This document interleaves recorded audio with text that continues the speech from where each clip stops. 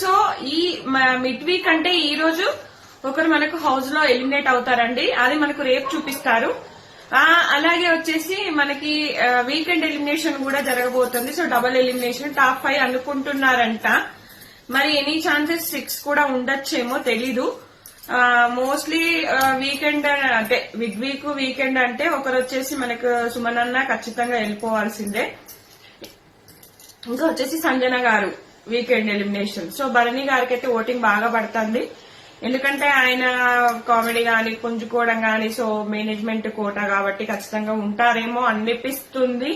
మరి maybe missed calls ఏమైనా సంజన గారికి ఎక్కువ పడి పంపిస్తారా, లేకపోతే భరణి గారిని పంపించే ఉద్దేశం లేకపోతే టాప్ 6 అయినా పెట్టొచ్చు, ఏదైనా జరగచ్చేమో అనిపిస్తోంది.